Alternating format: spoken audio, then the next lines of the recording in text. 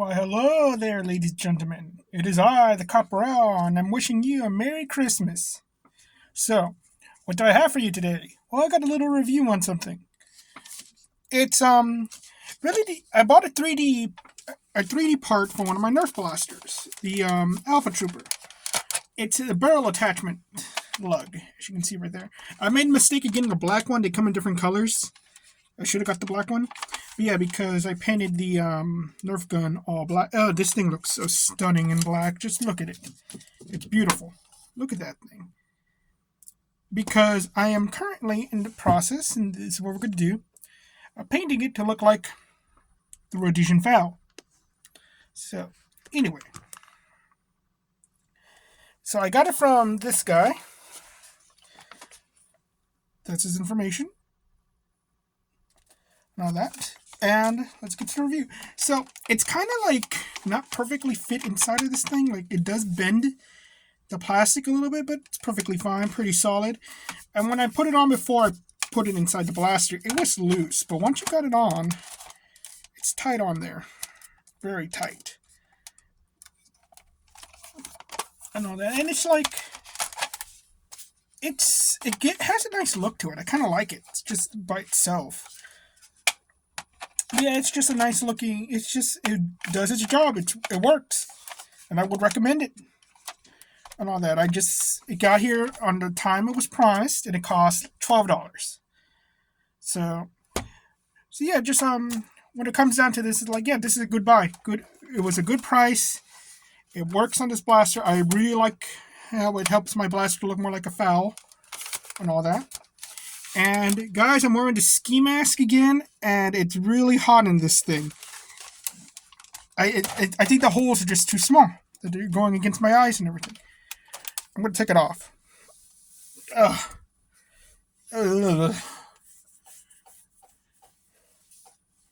I like it, but I can't have it on for too long. All that. See, I'm not kidding. I do wear this thing when I'm. It's because it's the heater's on. That's what it is. Ugh. And my hair is too long. I kind of have a Rooster Cogburn kind of thing going on here. But yeah. So internally this thing's a mess. I should have said this thing was bad internally. I had to take it apart twice when I did the review. Well, this is an AccuTrooper, so it's not the Alpha Trooper, so it is different. So I'm probably going to do a future review on this blaster and all that.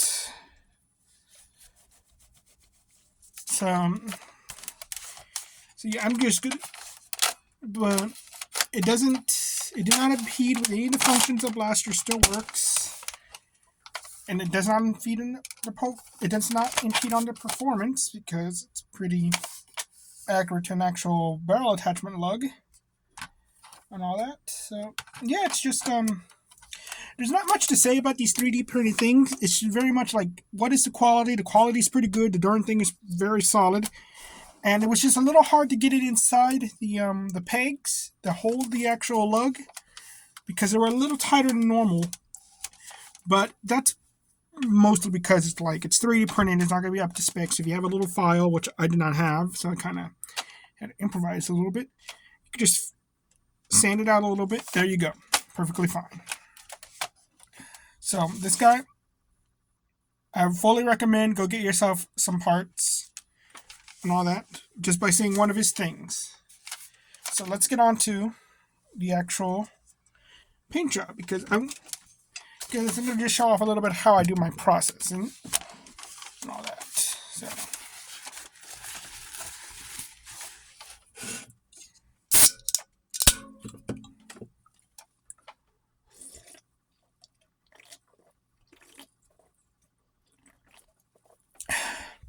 Pepsi. I'm not even a Pepsi guy. I'm a Coke guy. But Walgreens, this is something you guys got to do. If you drink a lot of soda, get yourself a Walgreens card, because they have these specials, card only, where it's like buy two get one free. It's some like those. Instead, it's like buy three for $15. Okay, but you see the prices of darn things. It's like essentially buy two get one free. All that, but sometimes they just do like a whole let's get rid of product thing. So they're like buy 3 for $10.99. That's why I got some Pepsi. So anyway, let's get on to the painting. So I'm gonna be your IRA Bob Ross. Why did I get the ski mask? Because I'm Irish. Okay, that's why everybody calls me Red. So anyway, no, that's really what it is. It's just to LARP us the IRA because I was doing this whole thing with Fallout. It was gonna be this whole gag that never came to fruition. But also, I don't like showing my face. If I ever do things on camera, I'm wearing the balaclava. Okay, I just hope it's colder when I wear it. I do have other ones, but that one is like a really like designed for you to be skiing and all that. So yeah, let's get. So of course I got my different paintbrushes, my water, my napkin, and all that. So I want to get to the detailing first. So first of all, this file is not going to look like the ones you see on the TV screen. It's going to be more like my steampunk versions. It has a different stock. I'll be using the Stormtrooper stock and all that. So let's get to it. I remember this part was all silver. It's going to be all copper now. Okay. Some parts I probably should not have painted over, but I did so anyway. The copper I use is antique copper, number 666. Yes, I know, weird. Doesn't help that I'm actually changing my character. I'm taking away the bird, because I'm not a furry. It's just supposed to be like, oh, that is my... I like the anthropomorphic animals, like, you know, like the Secret of Nim, and did I say nymph or nymph? Okay, the Secret of Nim and all that, or like the Great Mouse Detective. I like those types of things. So I just gonna get a little bit. Okay, just a little bit on the tip. I like to wipe it off too. I'm gonna apply it onto this little gas tube right here. It's a happy little gas tube. When I paint things that are grid, I don't paint like this. I paint alongside the grid to really get in there. See? But if you paint it like just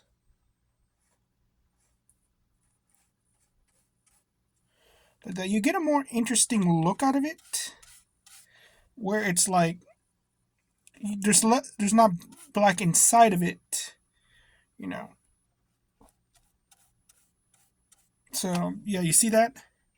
There's like it's not a solid color. It becomes like it's black in between. So I kind of like it for this look. So we're gonna go with that version. But usually I make it a solid color. But this, I want it to look a little bit more weathered, because that's what I'm doing. I'm going to weather this down a bit. And if you apply too much, you can see that it starts to not look right.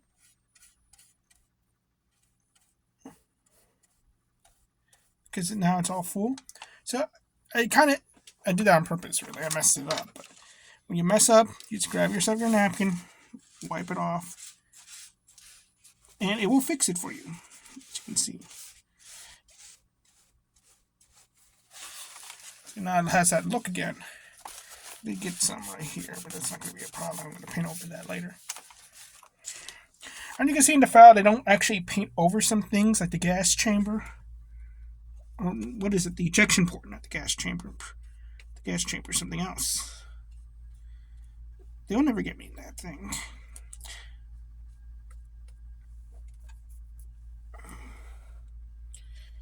But anyway, so finish applying. And I'm going to leave things like those rings alone and all that to give it more detail. And I only use antique copper because regular copper is kind of hard to come by as a color. Like, I honestly would be dyeing my white shirts copper, but I can't find copper paint.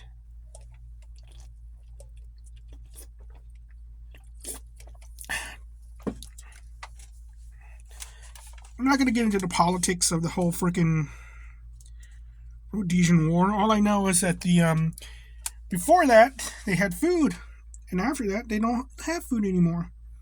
Quite interesting. But Brandon Herrera does a good, the AK guy, he does a good video on the FAL if you want to learn more about the intricacies. The reason why I like the FAL is that it very much seems very impractical, firing 308 rounds from a gun like this and all that. So I think I'm going to paint this little thing bronze as well. The little thing that attaches to that screw detailing. I want to change it with bronze and copper all the time because I really don't know the difference. I just know. But I'm going to need a smaller brush. Let's get this all clean up. Let's see, something that a bit more chiseled. That'll work. I used to have this really good, nice little itsy bitsy tiny brush. I don't know whatever happened to it. I lost it in the move. But I miss that thing. I'm going to use 220 grain sandpaper to sand this thing down. It came out pretty good. All places, isn't really that much non-sticking issue and all that. But there is still some stickiness to the paint. It's not fully dried. Too much layer. And sometimes it's like you don't want to get it like properly. You want to go with the antique weather look. You don't want it all properly colored. You can see it's a little bit of splotches of black all over. But it gives it that nice, like, this thing has been used look. I like that. And we're going to paint this thing right here. Also in the copper. We're going to try not to paint the little triangles attached to it, though. I want to make those gunmetal gray. Or how about, you know what? How about we paint the triangles copper? Make this gunmetal gray. I'm going to give it like teeth, you know? Yeah, let's go with that. I'm going to paint some happy little teeth. Happy little teeth.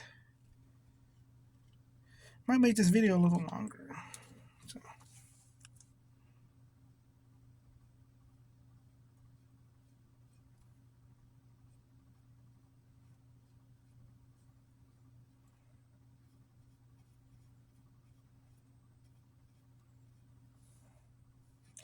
Now, I'm not going to do a weathered, washed out look like you would probably get if it was going around in the mud and all that, and rain, because this FAL was used in more of, I believe, an arid climate.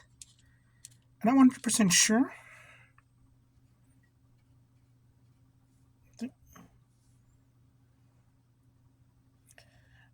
I was like, maybe someone can answer a question for me. So does bamboo grow in an arid climate? Is that where it's supposed to naturally grow? Every time I bring up arid climate, I always remember like that whole like South Park episode where the guy in the panda costume, somebody complained like about bamboo growing in an arid climate. We got teeth. Look at that. All nice. I'm sorry I can't really put it on to show you. I gotta like take it off and on and everything. But let's get out the other color, gunmetal gray. Now, honestly, the whole body should be painted gunmetal gray. I'm not going to do that.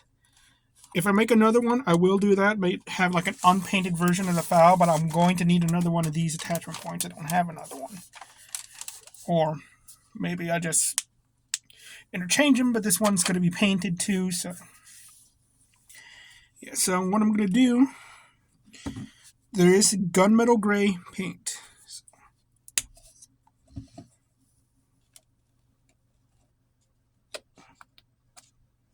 Don't put too much. Get my big guy again.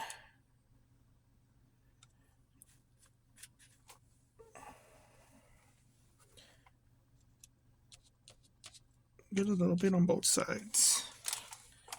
Again, we're going to go long ways to see so we could keep that whole look with the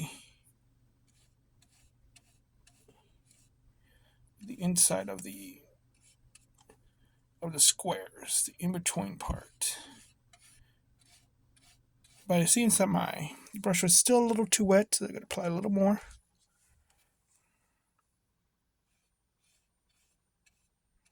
You want to get like this whole balance with them. Okay, this whole Bob Ross aspect.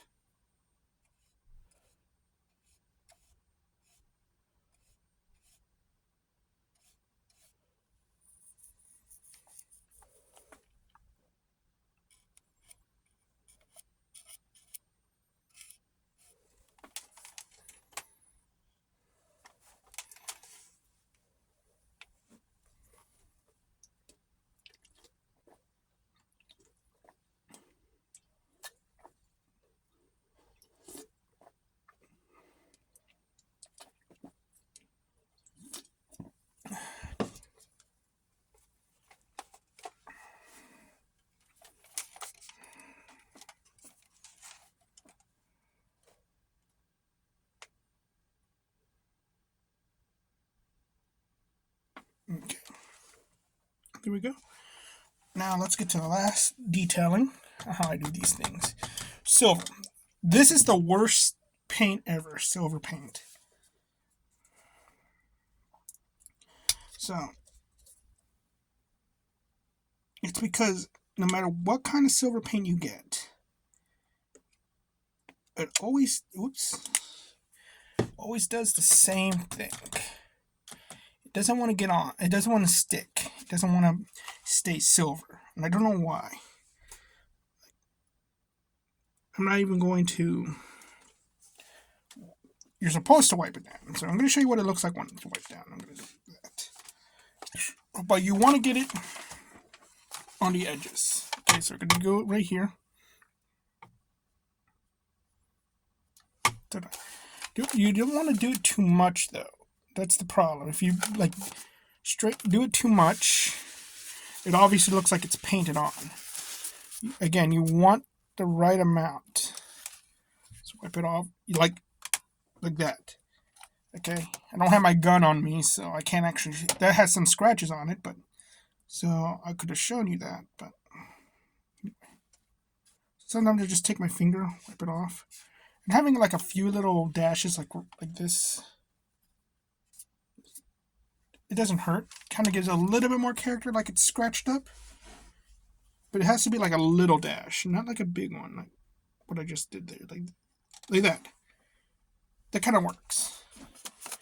But I'm not sticking to that. I'm going to go with the rest. Let's get it. I don't know what to do. I'm going to leave these holes alone. You want to get in on edge parts, like right here. Because those parts are the places that tend to get more damage on things. They bump into stuff and everything. But a lot of times the silver just doesn't want to work. It's its own beast, really. But you can see right there how it works. And because I had painted, oh yeah, I left the tube orange. Because I had painted this before for my Stormtrooper blaster, you could see how I went with it. Like sometimes just dry brushing all over gives it this nice, really weathered down look. But again, I'm not going to go full out on that because we are painting the fowl. So, now I'm going to go over the whole Nerf logo. Let's do that. And again, these are just example ones. I'm not going to fully go into the whole paint job. You can see it kind of went a little bit overboard with the end. Usually you have wet wipes, they help, but they get a little fabric, microfibers on it. So it gets kind of fuzzy. But yeah, you kind of want to, like a wet wipe nearby you when you do these things. No, let's go full dry brushing because this is not working out. I'm going to go.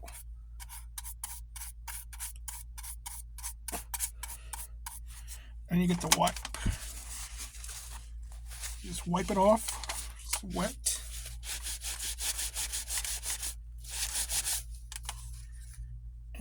kind of worked, but you could see it just didn't want to stay on. It's a bit glittery. So, with that being said, that was a failure. I'm going to start putting on the green. So this is something that always bothered me with the different, because you could go watch videos on the different Rhodesian files getting painted and all that. They never tell you what color greens that they use. So I'm going to use English Ivy Green because England is colonizing country and all that, so might as well, because Rhodesia was colonized by the Dutch, but the file was used by the Irish and all that. So it's a bit you should get an Irish green color, but I couldn't find any. But it's that military green, you know, like if you army surplus green, that's what this looks more like. But I feel like they don't label it that for a reason. The plastic on this thing just does not want to come off. And here I am without my knife too.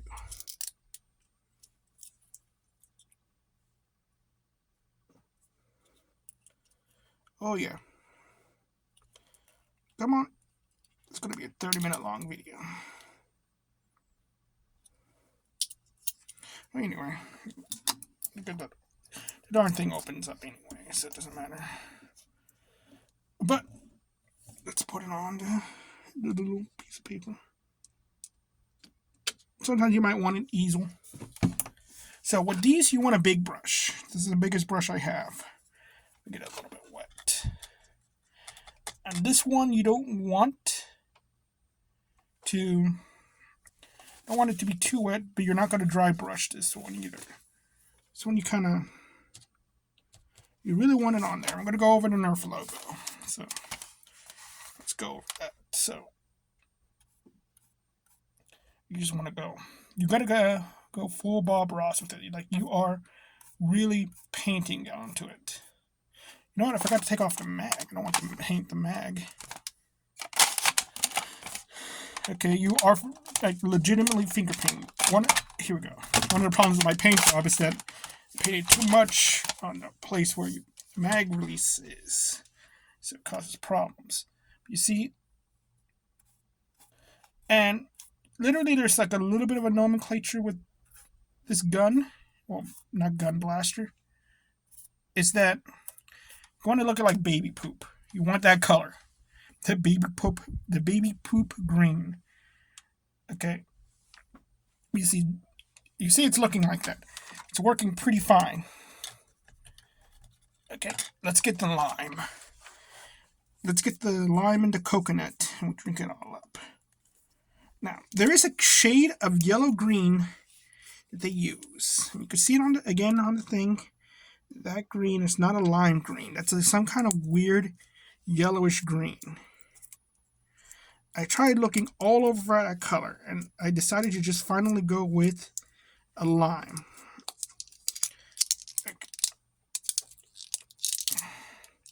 There we go. There's a lime tree. Just put a little bit right there. And you see it's more of a neon color. And that one, I'm going to get a smaller brush. Not a big brush, a smaller one. Which one's smaller? So, because that one, I just want to splotch it. So again, this one is more like you do want to dry brush it, like how I've been doing with the other ones. Just have it be like accent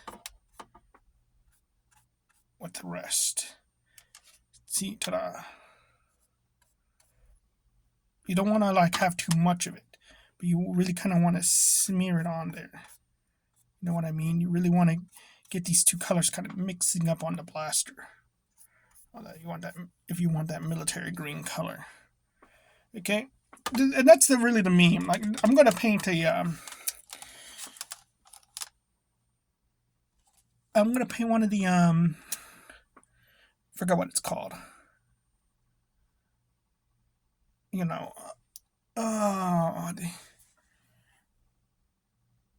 the one automatic blaster with the spring in it.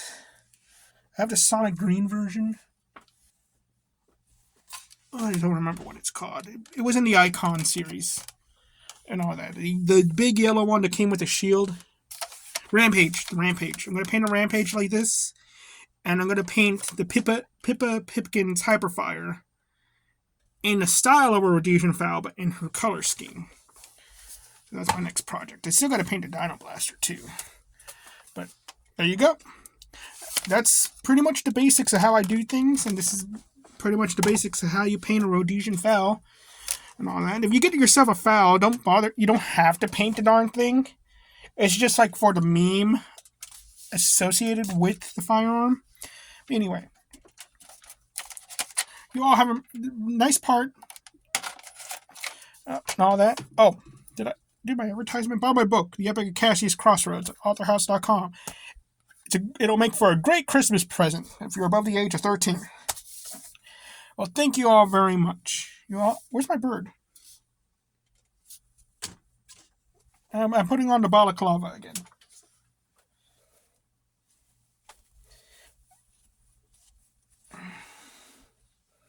I feel right. Oh, there he is, even. Well, thank you all very much. You all have a nice day. Bye-bye. And Merry Christmas. Peace on earth and goodwill to man. Bye-bye.